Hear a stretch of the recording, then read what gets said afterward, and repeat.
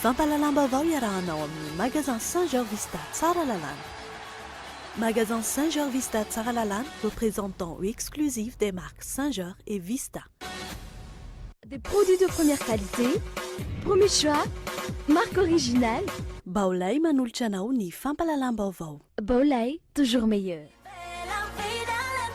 Portes, fenêtres, volets roulants, véranda, rideaux métalliques, tôle, vitres, soc à vitres, très sincèrement. Ny fampalalam-baovao iarahanao amin'ny soc à vitre.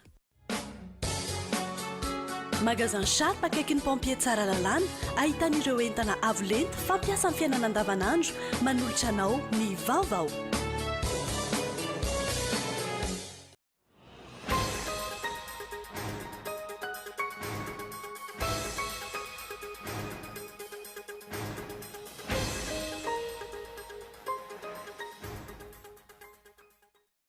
Nijoro ny komity hiaro ny fitrandrahana volamena any Soamamanina.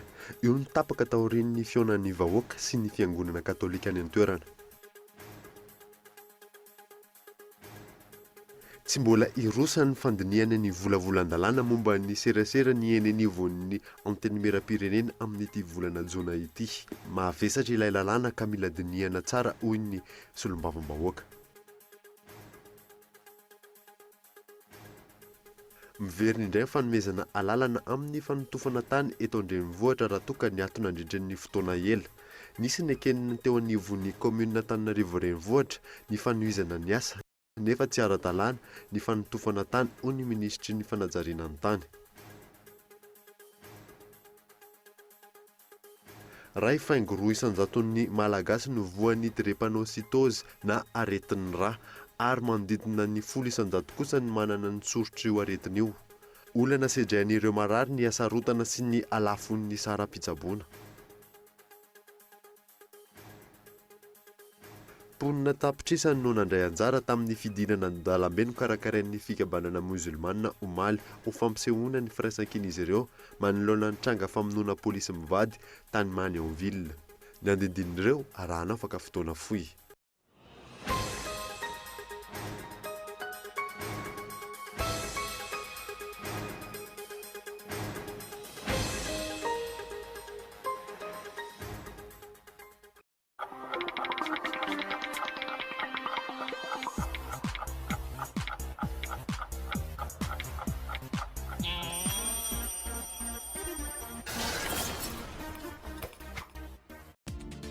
Les produits en électroménager de premier choix vous attendent chez Baolay, avec toujours de nouveaux arrivages. Télé LED, iSense et Changgong, garantie 1 an. Lecteur DivX DVD So Good, subwoofer Geo avec un design tendance, caméra de surveillance à distance, synthétiseur Mickey. Baolay, un Anakin en face à Rébus 134, avenue de l'Indépendance et à l'immeuble Digital World. Solin en face de l'EPP et à l'immeuble Sec. Bazar B Thomas. Baolay, toujours meilleur. Naturel Plus, extrait des meilleurs champs de tournesol d'Égypte. Naturel Plus, votre huile de tournesol raffinée 100% naturelle. Si vous préférez l'huile de soja, Spécial est fait pour vous. Issue des meilleurs champs de soja d'Égypte, Spécial est une huile de soja raffinée, riche en oméga 3 et en oméga 6, essentielle pour votre santé. Que vous préfériez notre huile de tournesol Naturel Plus ou notre huile de soja Spécial, nos huiles raffinées sont 100% sans cholestérol. Naturel Plus et Spécial, vos huiles raffinées pour des plats délicieux et une bonne santé.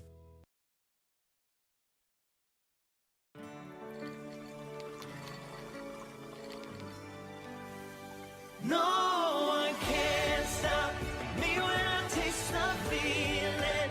Nothing could ever bring me down. Nothing could ever bring me down.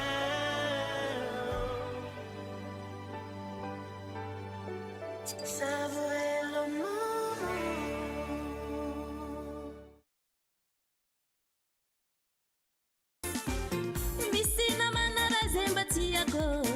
Seka banua na mafabuizi tiago na tsara pambulena na pitumbarena kana vita kuchano na zuko faumbaza na maruna mako.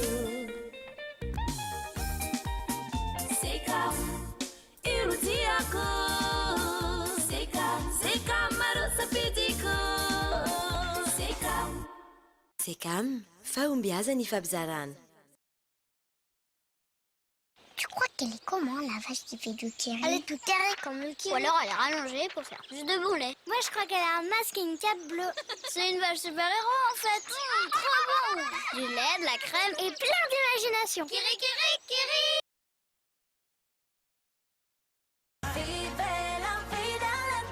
Portes, fenêtres, volets roulants, véranda, rideaux métalliques, tôles, vitres. Soka Vitres, fabricant poseur et spécialiste de pliage de tôle et bien d'autres, vous propose un large choix pour tous vos projets de construction ou de rénovation. Elle fabrique sur mesure toutes vos menuiseries alu à prix d'usine. Et jusqu'au 30 juin, profitez d'une remise de 10%. Alors qu'attendez-vous? Venez nous voir à Indutapénac ou sur notre site internet. Soka Vitres, très sincèrement à votre service.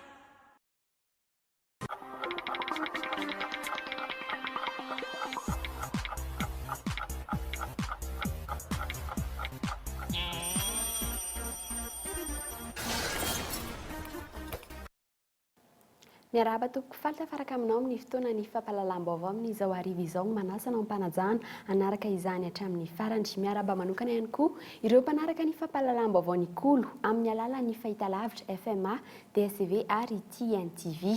Mpiesika ny rarany Somamanina avy hatrany no hoentsika manokatra ny fotoana ny fampahalalam-baovao. Najoro ny komity hiaro ny fitrandrahana volamena ataon'ny sinoa amina velaran'ny tany maromaro any Somamana io moa ny tapaka taorian'ny fihaonana teo amin'ny vahoaka sy ny fiangonana katolika izay notarian'ny évêque any Miarinarivo Andrano tany toerana mitondra ny fanadihadiany Gaëtan Andritsilavo. Androany nisy ny fitombavaka niarana tamin'ny kristiana rehetra teto Somamanina izay notarian'ny évêque Miarinarivo sy ny évêque any Mahajanga tompona direktra voalohany amin'ny justice EP eo anivon'ny fiangonana katolika. Taorian'ny fitaom-pivavahana nisy ny dinidinka niarana tamin'ireo kristiana rehetra fampafatarana ny kristianina sy ny vahoaka ny tokony atao manoloan'ny fahasimban'ny tontolo iainana eo amin'ny andraikitry ny fiangonana. Na izany aza tsy ekena ihany koa ny fahazahoan'ny olon-tokana ny tombontsoa ny tokony ho an'ny besiny maro. Fiangonana amin'ny toejara toy izao nandraikitra fiangonana tsy fiangonana no mety hoe mandray atanana mivantana fa fiangonana dia mampatsiahy ny olona mampafantatra ny olona ny hirika azony andehanana ary fampianarana ijoroan'ny fiangonana zany mety atao hoe mety ampisy endrika vaovao na fomba fijery vaovao momba fiangonana eo anatrehan'ny fitondram-panjakana fa tsy tokony ho adino dia zay miteny fiangonana amin'izay fampianarana mahitsy sy mazava ary marina tokony ho ataony amin'izay anampiana ny olona. Voalohany ampiana ny olona satria amin'ny fiainana ilay dia matahotra ny olona ary noho ny fiainana sarotra ihany koa dia miravoravo tanana ny olona eo ihany koa ny niveau d'information sy ny niveau ny hoe ny fatakaran'ny olona ny loza mety hiatra aminy sy ny loza hiatra amin'ny tarana dia anjaran'ny fiangonana mampafantatra anazy an'izany hoe fa manino ny zavatra ity no tsy maintsy toerina manino zavatra ity no hoe ity lalana ity no ivoahana ao anatin'izay ka nitoyany dia izay niandrantsika vahoaka raha misy ny ilanareo ny fiangonana eo mandrakariva ny fiangonana rehefa nanomboka ny fiangonana dia ataoko fa tsy hamela irenareo vahoaka rehefa mijoro ianareo. Taorin'izay velona ny tabataba nanameloka ny ben'ny tanàna eo an-toerana ny vahoaka ary ny laza fa misy ifandraisany amin'ny fanomezana fahazon-dalana ireo sinoa ho afaka manohy ny asany ny eo anivon'ny komina.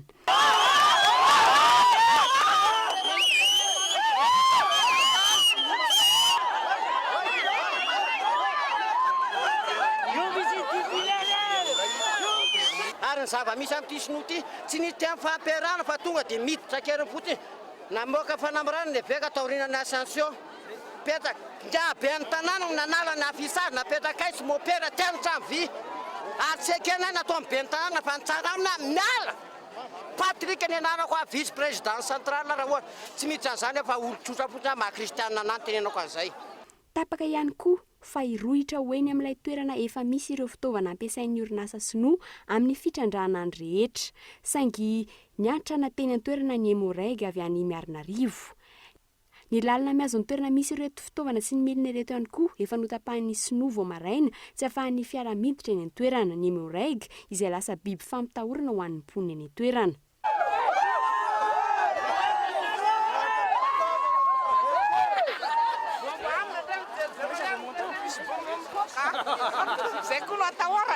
Dia midina foana ny hémorragie avy any Miarinarivo be dia be fiainana ny tanànanay mitondra lacrymogène ohatr'izany foana dia izay ny raha onanam-bava mihitsy hoe raha vao mbola manohy an'io nareo dia samborinay dia mitena anareo izay efa himbetsaka ny raha onanam-bava an'izany tena mifasifasy ohatr'izao dia faranay zany tsy nanao ntsony satria izay matahotra fa dia manjanakay koa miteny hoe aza manao an'io ntsony fa tsika nosorona voalohany eo makafy makaroa dia namitsaka e ina tsy ireo vahoaka marobe mangina tsy miteny ireo tsy hoe manaiky izy fa matahotra ny morega isan'andro vaky izao misesika ety aminay.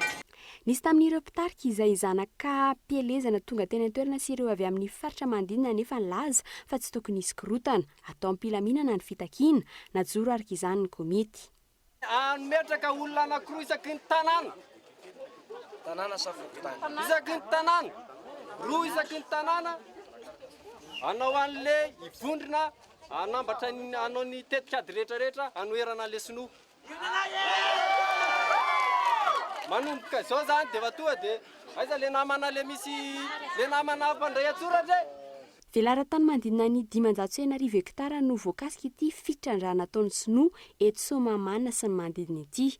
Ao anatin'ny 7 taona azo avoazana fepotona afahana izy ireo manao izany. Tsy mbola fantatra eto na nahazo fahazahon-dany trandraka na tsy ireto trandraka miady ny tany ireto.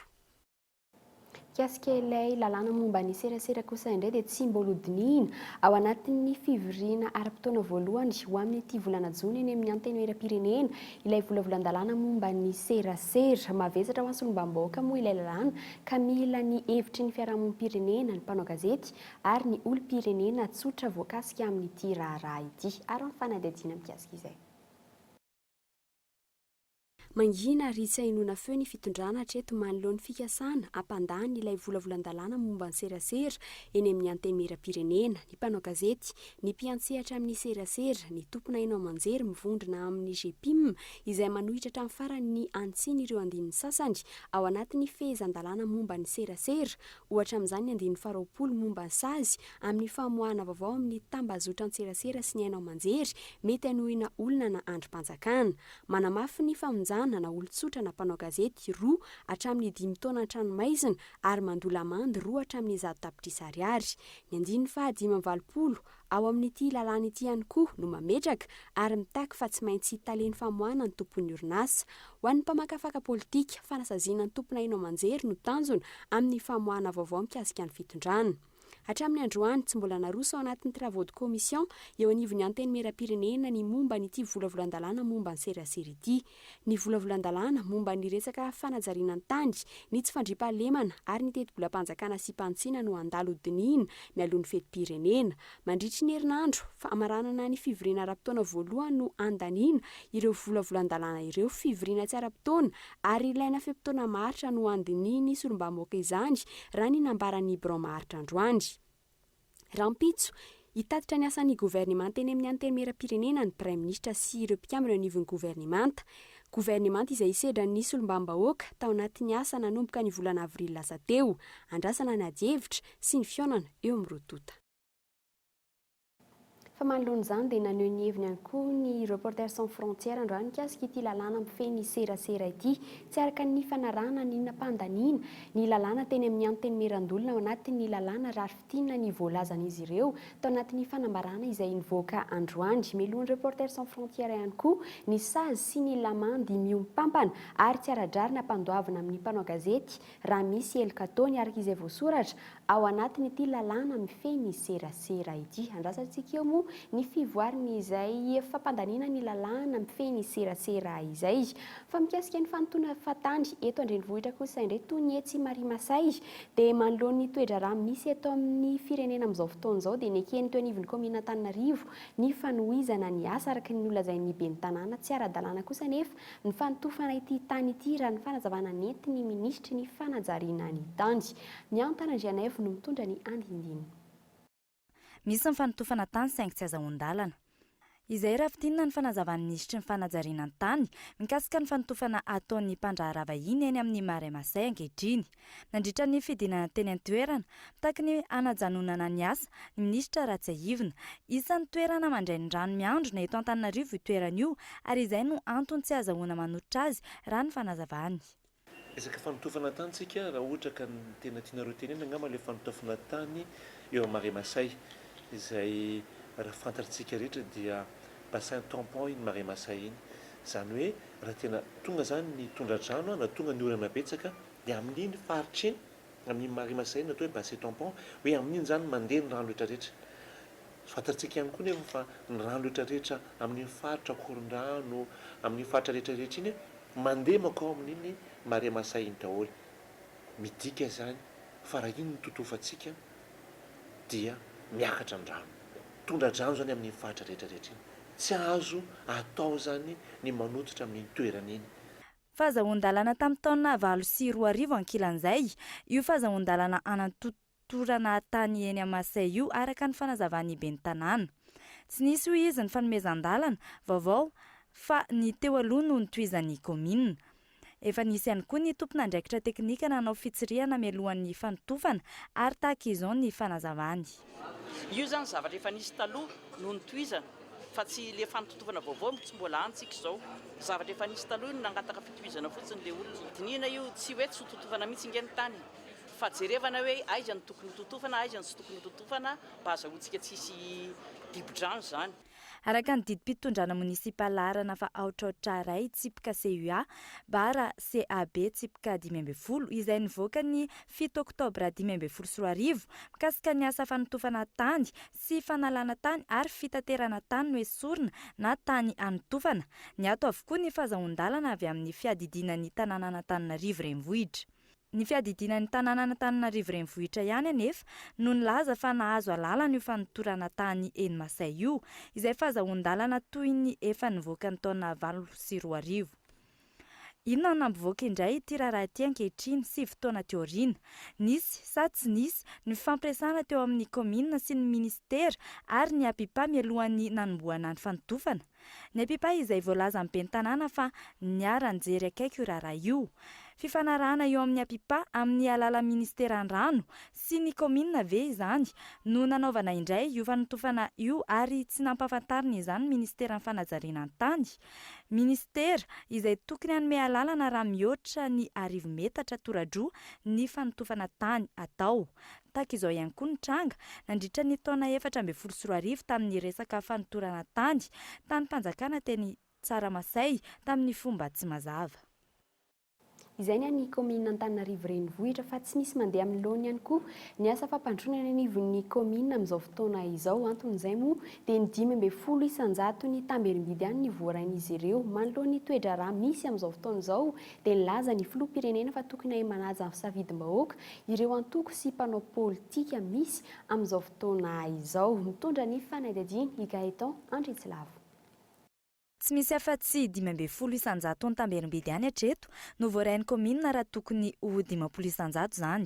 Vokatra izay sahirana avokoa ny komina rehetra tsy afaka manatanteraka ny asa fampandrosoana ao aminy. Misy lalàna napetrakitika le 2014-020 ao amin'ny andininy 231 sy ny 238 izay milaza hoe ny tambero-bidy amin'ny vokatra na amin'ny biby izany na amin'ny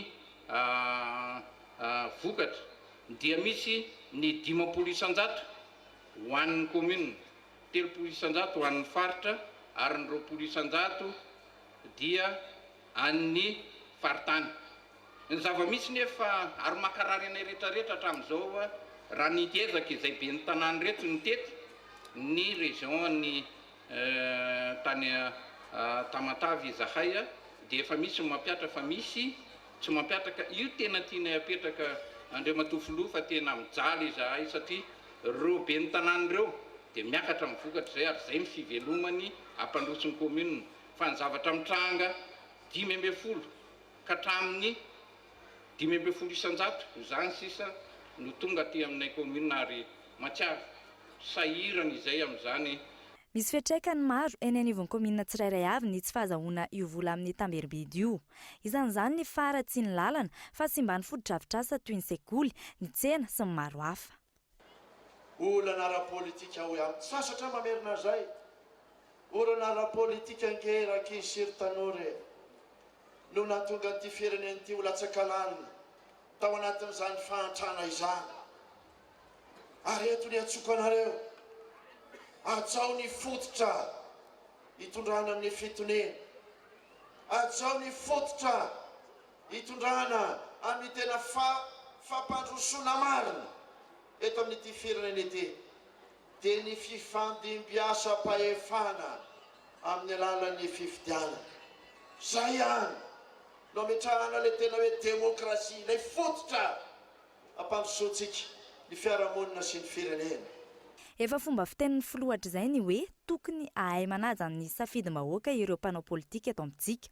Vahaolana ialan'ny vahoaka malagasy amin'ny fahantrana nefa no ilaina ka mahatonga ireo antokony na mpanao politika maro ilaza fa tsy mahomby ary tsy niomana ho amin'izany mpitondra. Ratsahivina nisy ny fitokanana ny trésorerie général teto Antsirabe ny asabotsy lasa teo. Teo ihany koa ny fametrahana tamin'ny fomba ofisialy ny samboadin'ny ben'ny tanàna Antsirabe.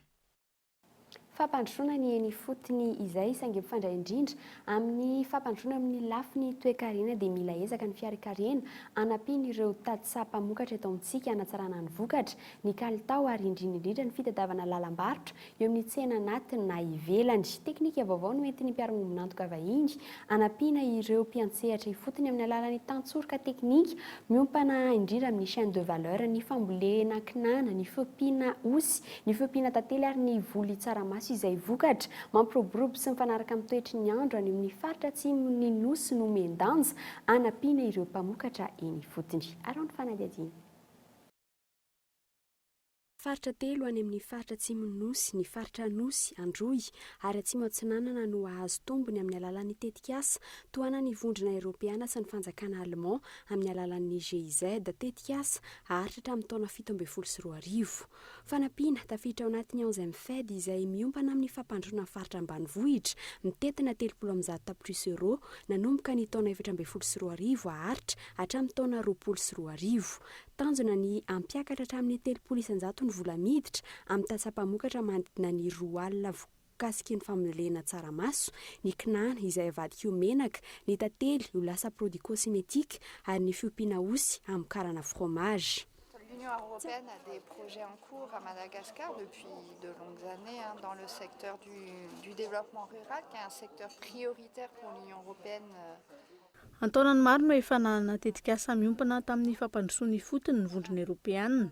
Andalana ihany koa ny fiara-miasa manaraka toy ireo tetikasa nampinana ny any amin'ny faritra atsimon'ny nosy. Isan'izany tetikasa miasa amin'ny GIZ aompana amin'ny chaîne de valeur. Ato anatin'ny 5 taona tafiditra ao anatin'ny fanampin'ny 11e fed ny tetikasa vaovao ihany koa izay ho tohanana amin'izany. Tafiditra ao anatin'ny programa miisa 4 fanampinana ny andrim-panjakana, fanampinana ny faritra Diana, Sava, Analanjorofo, ny faritra Analamanga ary ny faritra Atsimo. Dans le secteur du développement rural, en fait 4 projets. L'objectif de ce projet est d'augmenter les revenus de minimum 20 000 ménages. Tanjona ny ampitomboana ny vola miditra amin'ireo tadisampamokatra misy 2 alina ampidirana azy ireo anatin'ny tetikasa chaîne de valeur. Ny tanjona voalohany hatreto ny famokarana miainga amin'ny famadihana ireo akora fototra ho vokatra vita. Ao anatin'izany ny menaka kinana izay vokarin'ny indostria, ny vita tanana izay ahositra amin'ny tanana sy ny volo. Misy ihany koa ny mampiasa azy amin'ny fitsaboana. Ho an'ny fiompiana osy ihany koa izay avadika ho fromage toy ny mortadelle sy ny salami hitantsika ny amin'ny tsena eto Antananarivo. On peut avoir l'huile de ricin qui est utilisée de la manière industrielle. Tsy afaka ny antsehatra irery ity tetikasa fampandrosoana ny fotony ity fa tsy maintsy mifampiankina amin'ny fiara-miasa amin'ny vondrom-paritra Tsinjara-Pahefana manohana amin'ny famoronana asa mbola andalana ny fanadihadiana hanamafisana ny lalam-barotra amoany ireo vokatra vokarin'ny faritra atsimon'ny nosy ireo. Dia mba ahafahan'ny mpamokatra eny fotony mampitombo ny herijikany ao anatin'ny famarotana ny vokatra izay efa vokariny dia manatsara ny vola miditra aminy.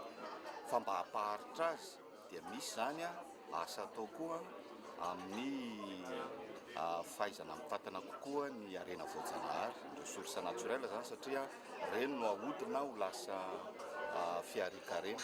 Dia ny faharoa misy koa fiara-miasa amin'ireo vondrom-paritra Tsinjara-Pahefana sy ny fanjakana Vobe eo amin'ny fanatevenana n'le fonction ahafahana mampatsaratsara amin'ireo le tolo fiarikarenany olo le service zany izay meny vondrom-paritra manana anjara ndraikitra amin'izany izy ary koa ny fanjakana Vobe ohatra hoe resaka lalana, resaka électricité, ny énergie.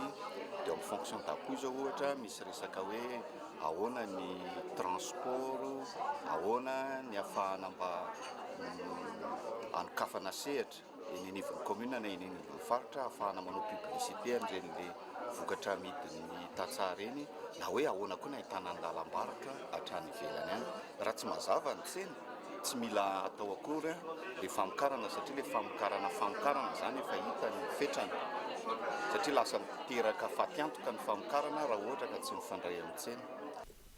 Ny sehatra tsy miankina no toanana amin'ity tetikasa ity ampivoarana ny fampandrosoana ny fotony indrindra ny ambanivohitra. Nanomboka androany ny fampiofan'ireo tompona ndraikitra ny fotony iarahana amin'ny vondrona Eoropeana sy ny fanjakana Allemand mialalan'ny GIZ izay farana ny zoma izao miompana amin'ny chaîne de valeur ny lohahevitra izay mahasana ny famatsiana miainga amin'ny zezika, ny famokarana sy ny teknika vaovao, ny fandinana ny vokatra ary ny fitadiavan-tsena amatsiana ny vokatra vokarina.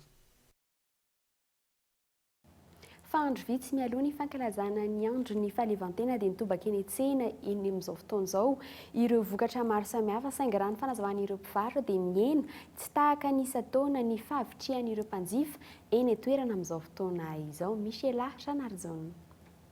Enandro mialohan'ny 20 jona mameno tsena ireo entana isan-karazany akanjo, kiraro, arendrina fa indrindra ireo akoho amam-borona.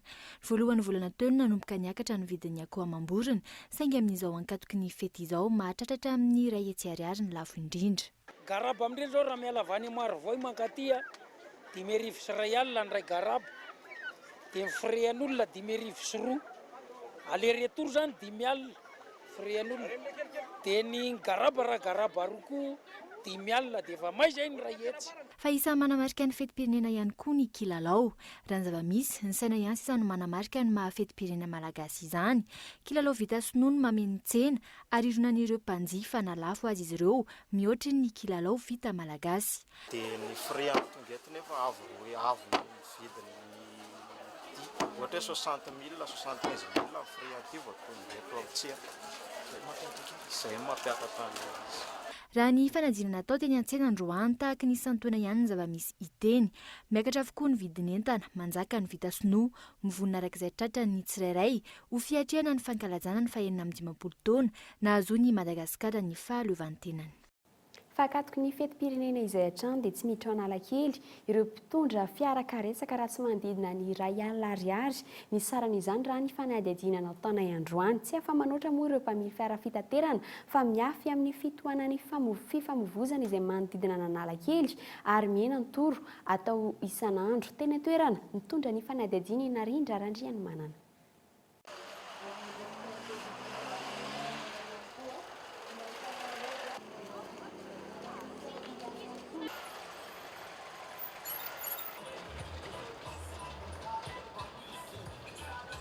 Herinandro mialohan'ny fankalazana ny fetim-pirenena, tapaka ny lalana, tsy vaovao ho an'ny olon-tsotra, ny mpamily sy ny mpandeha ny fitohanan'ny fifamoivozana manodidina Analakely.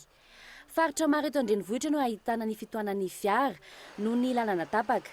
Tsy afabela amin'izany ireo olon-tsotra mitondra moto, ireo mpivarotra sy ireo mpamily fiara karetsaka sy ny fiara fitateram-bahoaka.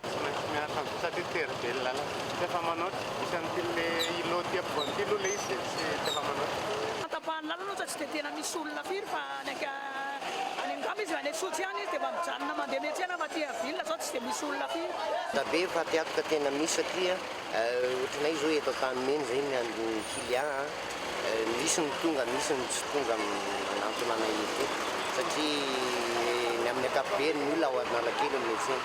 Carburant lafo, le olona tsy manam-bola, ny olona entinao miena hatrany.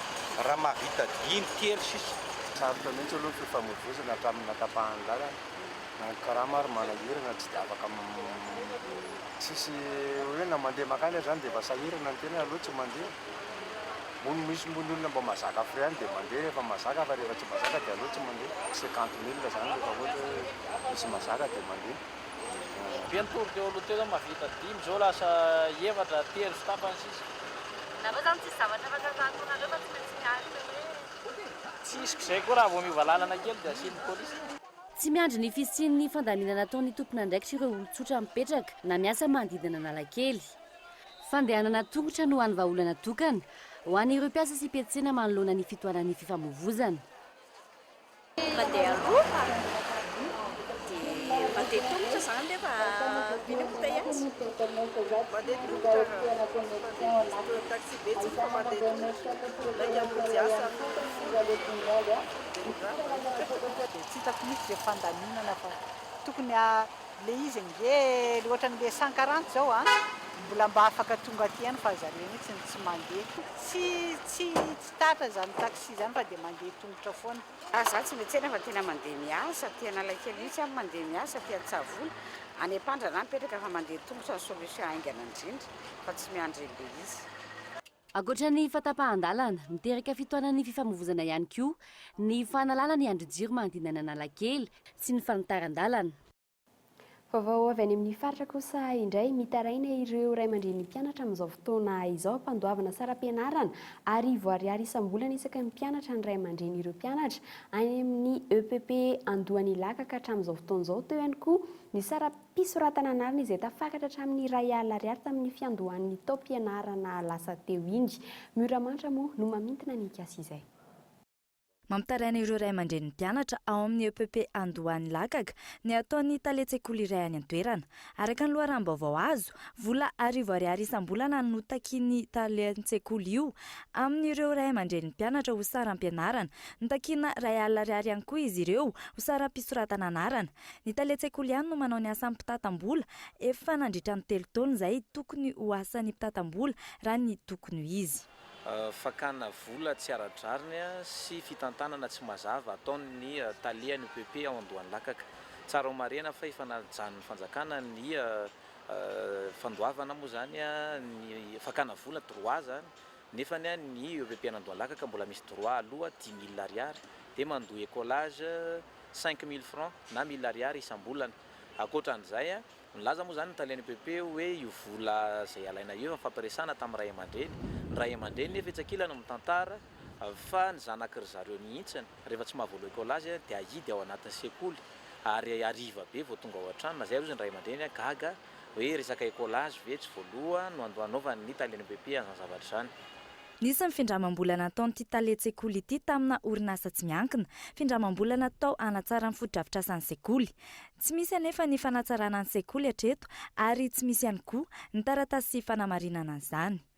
Efa niditra nisehatra tamin'ity raharaha ity ihany koa ny Bianco saingy tsy nahavaolana.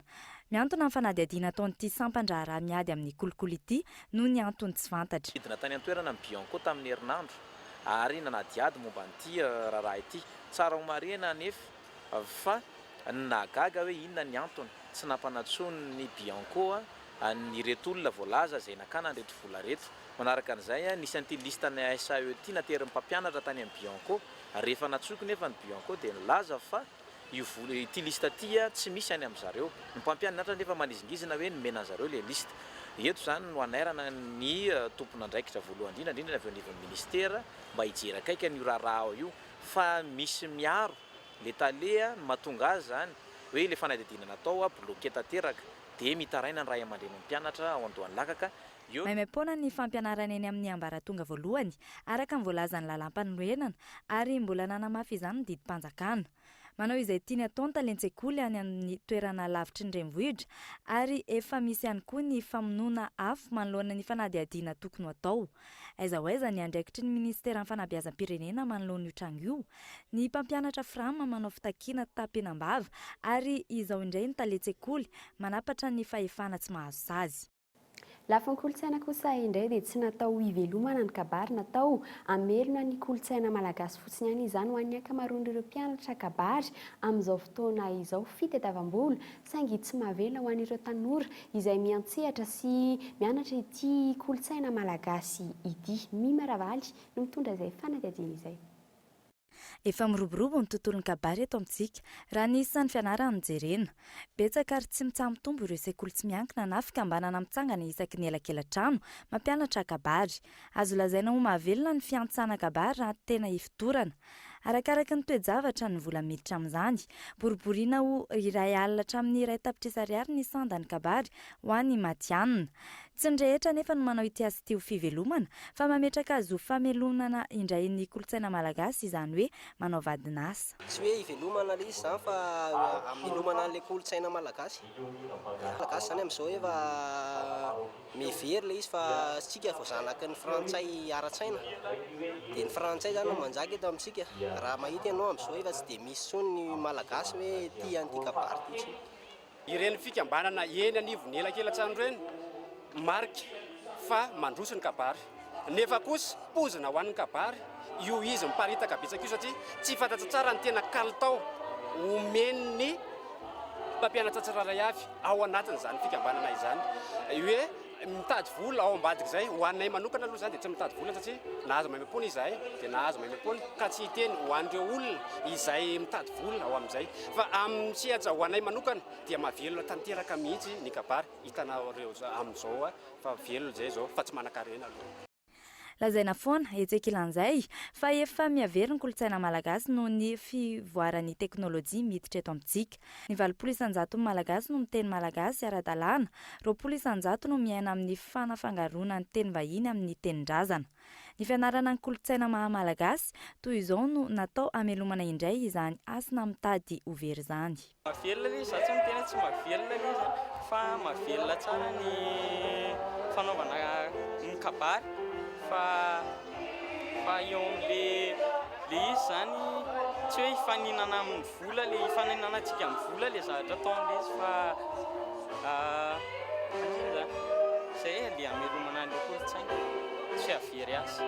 Izany hoe efa tonga any amin'ny minisitra ny etahitanay mpikabary iray manontolo fa izy mbola mametsaka any hoe iza ny ekena, iza ny tsy ekena amin'izao ka izy efa angatahany izay izany efa andalana. Misy isa-tsokanjiny ny fianarana sy fampianarana kabary eto Madagasikara arakaraka ny taonan'ny mpianatra. 5 taona hatramin'ny 80 taona ny liana amin'ny fianarana kabary amin'ny ankapobeny. Ankoatra ny fianarana mivantana, misy ihany koa ny mampiana-tena amin'ny alalan'ny rakitsary efa hita amin'ny tsena maro ihany koa. Eo amin'ny lafiny fahasalamana kosa indray dia ny iray faingo roa isanjato ny malagasy no voan'ny drépanocytose na ny aretin'ny rary mandina ny 10 isanjato kosa no manana ity soritra aretina ity raha ny fanadihadiana natao. Olona sendran'ireo marary ny fahasarotana sy ny alafo ny sara-pitsaboana maro ihany koa ireo fitandremana tsy maintsy ataon'ireo marary ny ity aretina ity. Fanadihadiana iarana amin'ny Miramanitra.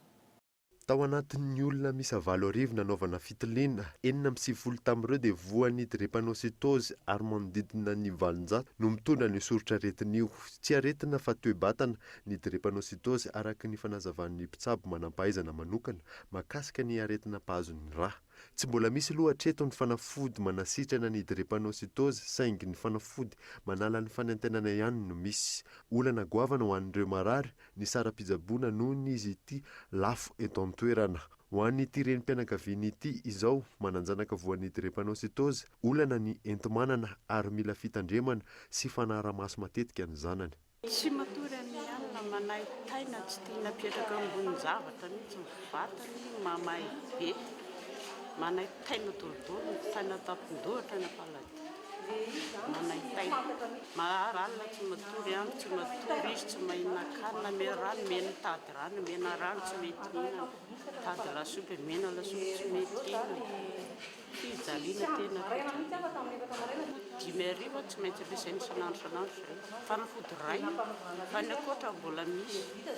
Araka ny tenin'ilay président teo fa tena midiny amidy fa aina aloha vonjety. Aina no amboniny aina. Dia amidy zay azo amidy rehetra sabonana azy. Maro ny fitandremana tsy maintsy arahana na ara-tsakafo io na ara-batana. Mila fanaramaso ihany koa ny fadifady amin'ny toetrandro. Alohan'ny aloha dia tsy afaka tsy mahazo mipetraka amin'ny toerana tiry, amin'ny toerana tsy ampy-rivotra. Misotro rano foana, ny olona salama dia mila misotro rano, nefany ny olona voan'ny aretina drépanocytose dia mila misotro rano betsabetsaka kokoa noho ny olona salama. Dia ny sakafo misy karazana sakafo azo hohanina, misy karazana sakafo tsy dia mahasoa loatra raha ohatra ka misy an'ilay aretina drépanocytose ny anankiray. Ny orana dia azo lazaina azo sokajiana ho fady anatin'ny aretina drépanocytose satria raha vao tratran'ny orana ny olona anankiray dia iny dia efa mampihetsika n'ilay aretana iny dia indray mandeha isam-bolana zany no tsy maintsy tokony manatina mpitsapa. Fepetra tokony horaisina entina miady amin'ity aretina ity ny fanaovana fitiliana ny rà, fitiliana izay tokony atao raha vao teraka ny zaza. Efa misy moa ny fitaovana manokana anaovana fitiliana drépanocytose eto amintsika amin'izao fotoana izao. Fisorohana ny fitaran'ny aretana na hoe prévention des complications satria ny complication ny drépanocytose no mamono, iny zany no tena mety manimba sy mamono. Dia izay ny antony anaovan'ny fitiliana mieloha. Mila atao mieloha dia raha fa vita mieloha ny fitiliana dia misy fampianarana atao any marary mba anaovany hitezany tena tsara zany mba tsy hatongavana amin'ny complication. Zakely voateraka mihitsy tsy misy hoe tsindrona atao zany fa le amin'ny tadipotrany iny raha mivoaka amin'ny tadipotrany iny no alaina amin'ny buvara kely dia iny rehefa maina zany no alefa aty amin'ny laboratoire anaovana ny fitiliana. Androany no nankalazaina tetsy amin'ny HGR ny andro iraisam-pirenena ho fanentanana ny ady amin'ny drépanocytose. Ny hôpitaly lehibe manerana ny renivohim-paritany no efa ahitana ity fitaovana fitiliana ity. Fa miara-miasa akaiky amin'ny Turquie, ireo mpinsolama eto Madagasikara amin'izao fotoana izao mandeha ny fandraisaka ihany koa fa misy ambadika amin'ny resaka asa fampiroroana izany tsy mitsahatra mahazo io fanamarihana io nefa ireo mpino sy ireo teratany turka sy ny mpandrarà amin'ny Turkish Airlines nandritra ny fahatongavany teto Madagasikara. Mamintana izany Lili Rabiata.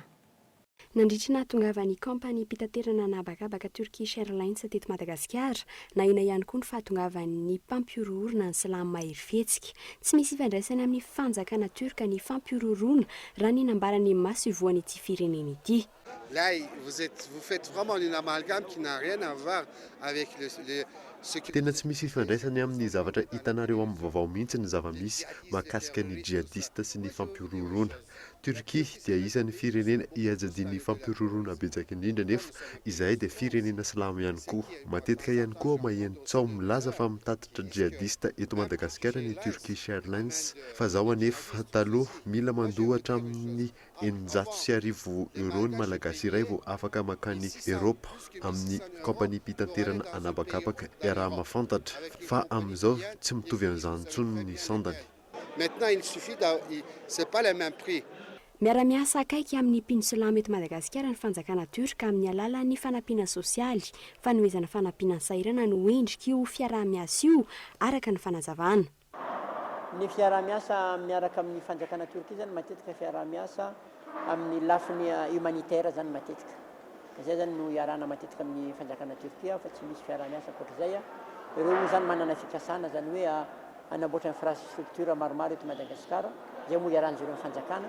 Fa ny amin'ny communauté musulmane manokana dia matetika zany fiaraha-miasa amin'ny lafiny fanampiana an'ireo sahirana zany matetika anaovana iarana miasa. Fanampiana ara-tsakafo ny mpinsolama eto Antananarivo renivohitra amin'ny akabengy no ahitany io fiaraha-miasa io. Miankina amin'ny fanaraha-maso atao eny amin'ny seranam-piaramanidina ny fitandronan'ny fandriampahalemana manoloan'ny fahatongavan'ny mpampiororo raha ny fanazavan'ny mpitandro ny filaminana amin'ny sisitany. Ho amin'ny trangam-piarahamonina kosa indray dia nitrangana lozam-pifamoivoizana indray tetsy amin'ny lalana Korondrano manoloan'ny arrebus ny Fokotany omaly fiara express iray tapaka isatra ary niala olona ny ampita arabe no tafavily tamina lalana ilany ary nandona fiara 4x4 iray. Olona roa no namono ainy teo eo raha ny fanazavan'ny nanatry maso sy naratra mafy vokatry ny fifandonan'ny mpandeha teo amin'ilay fiara 4x4 potika tsy nisy azony raisina moa ny lohan'ilay fiara rotonta ny fandona toerana isan'ny trangany lozam-pifamoivoizana matetika ny lalana Korondrano tahaka ny lalan'ny diga Andotapenaka. Isan'ny lozam-pifamoivoizana namoizana aina tsy nahitana fahasimbana goavana ity fifandonana ity tamin'ity taona ity tao aorian'ny trangana teny amin'ny lalana Ambotrimanjaka sy Mahitsy izay nahafatesana olona miisa 12. Ho an'ny maresaka iraisam-pirenena hoentsika manakatona ny fotoana ny fampahalalam-baovao. Ponina an-tapitrisany maro no nandray anjara tamin'ny fidinana an-dalambe no karakarain'ny fikambanana musulman omaly ho fampisehoana ny firaisan-kinan'izy ireo manoloan'ny tranga famonoana polisy mivady tany Magnonville. Antony moa dia nanaovana ny hetsika ny fanehoana fa tsy misy idirana ary tsy tompona ndraikitra amin'ny famonoan'olona etseroa ny vondrona musulman raha ny nambaran'ny filohan'ny moské Montesud raha ny tatitra natao avy amin'ireo aino manjery vahiny. Fa mialohan'ny isa rahantsika amin'izao hariva izao dia ndeha fitiana aminao foy ireo vaovao nisongadina tamin'ity hariva ity. Najoro ny komity hiaro ny fitrandrahana volamena ataon'ireo sinoa amina velaran-tany maromaro any Somamanana nanomboka androany. Tsy mbola iroso amin'ny fandiniana ny volavolan-dalàna ifehy serasera kosa ny anivon'ny antenimieram-pirenena ho amin'ity volana jona ity. Arakoatra izay dia tsy misy mandeha amin'ny loany ihany koa ny asa fampandrosoana ny anivon'ireny komina amin'izao fotoana izao. Anton'izay moa dia ny 5,900 tambeny midy andry no vola miditra ny anivon'ireny komina ireny. Eo amin'ny lafin'ny fahasalamana kosa indray dia ny iray faingo 100 malagasy ny voan'ny drépanocytose na ny aretin'ny rary mandina ny 100 hatreto no manana ity soritra aretina ity. Izay ny koa tompolasy tompom-bavy no entsika manakatona ny fotoanan'ny fampahalalam-baovao isaorana ianao sy saraka taminay hatramin'ny faramamy fotoananao ny tenako raha mpitso amin'ny 7 hariva indray ao anatin'ny fotoanan'ny fampahalalam-baovao. Ela matoboko.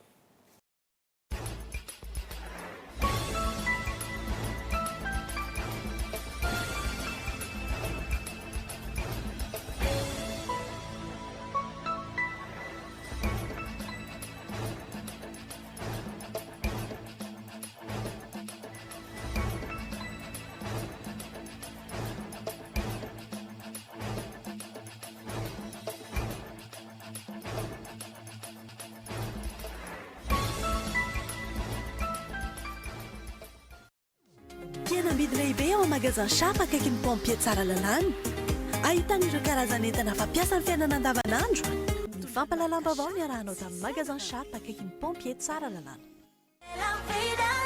Portes, fenêtres, volets roulants, véranda, rideaux métalliques, tôles, vitres, soc à vitres, trisse en serment. Ny fampahalalam-baovao no iarahanao tamin'ny soc à vitres.